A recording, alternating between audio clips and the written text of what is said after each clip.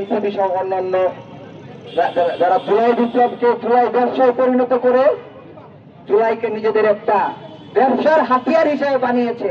উপদেষ্টা পরিষদকে কলঙ্ক মুক্ত করতে হবে এবং ধরাকে সরা জ্ঞান করে জুলাইকে ফাটল ধরিয়েছে। তারা বিএনপির মধ্যে ফাটল ধরানোর চেষ্টা করেছে, তারা জামাতের মধ্যে ফাটল ধরানোর চেষ্টা করেছে, তারা এবি পার্টির মধ্যে ফাটল ধরানোর চেষ্টা করেছে, তারা জুলাই ঐক্যের মধ্যে এই জোটের মধ্যে ফাটল ধরানোর বিভিন্ন ধরনের চেষ্টা চালাচ্ছে।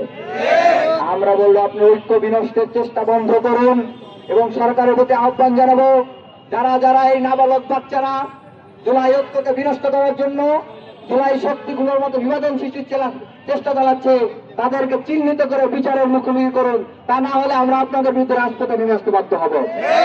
দ্বিতীয় দাবি হচ্ছে, আমরা দেখতে পাচ্ছি 5 আগস্টের পর থেকে আলী ইমাম মজুমদার, আসিফ নজরুল সহ আরো বেশ কিছু উপদেষ্টা তারা আওয়ামী ফেসিবাদীদের দোসরদেরকে বিভিন্ন প্রশাসনে ডিপি নিয়োগের মাধ্যমে, সচিব নিয়োগের মাধ্যমে পুনর্বাসন করছে। এই ধরনের যত উপদেষ্টা রয়েছে সকল উপদেষ্টা আমরা যতক্ষণ পর্যন্ত ডক্টর ইউনূস সাহেব বাংলাদেশের জনগণের পক্ষ থাকবেন ততক্ষণ পর্যন্ত আমরা ডক্টর ইউনূস সাহেবের প্রতি আস্থা রাখতে চাই।